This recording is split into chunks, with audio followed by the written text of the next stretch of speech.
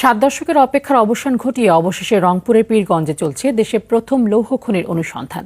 সফলভাবে খনন কাজ শেষ হলে শিল্প খাতে কাঁচামালের সংকট এবং আমদানি নির্ভরতা কমবে বলে মনে করেন সংশ্লিষ্টরা। আর লৌহ খনিকে ঘিরে নতুন কর্মসংস্থান সৃষ্টির আশা স্থানীয় বাসিন্দাদের।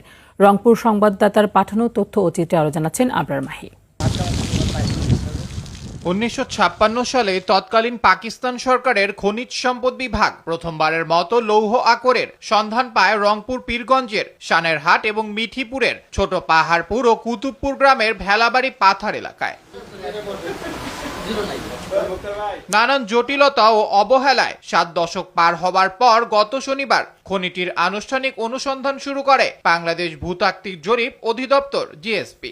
স্থানীয়রা বলছেন, খনিটি আবিষ্কৃত হলে কর্মসংস্থান বাড়বে, বদলাবে এলাকার অর্থনৈতিক চিত্র। খনিটা যদি উত্তোলন হয় তাহলে আমাদের এলাকাবাসীর অনেক উন্নয়ন হবে, দেশের উন্নতি হয় হোক।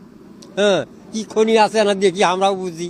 যদি সঠিকভাবে কাজ চলে তাহলে অত্র এলাকার হাজার হাজার লোকের কর্মসংস্থান হবে। ভূ গঠন বিশ্লেষণ ও খনিজের গুণগত মান যাচাইয়ের সব প্রস্তুতি সম্পন্ন হয়েছে বলে জানান এ কর্মকর্তা। যে সারা বিশ্বে যে প্রয়োজনীয়তা, যে মিনারের যে প্রয়োজন, তার অনেক কিছু ইন্ডিকেশন এখানে আছে আলহামদুলিল্লাহ। তবে এগুলো ট্রেস অ্যামাউন্ট আছে, এগুলোকে আরো অনেকগুলো হোল করলে আমরা বুঝতে পারবো ট্রেন্ডটা কেমন। সংশ্লিষ্টরা বলছেন, অনুসন্ধান সফল হলে দেশের শিল্প খাতে কাঁচামাল সরবরাহে নতুন দিগন্ত উন্মোচন হবে।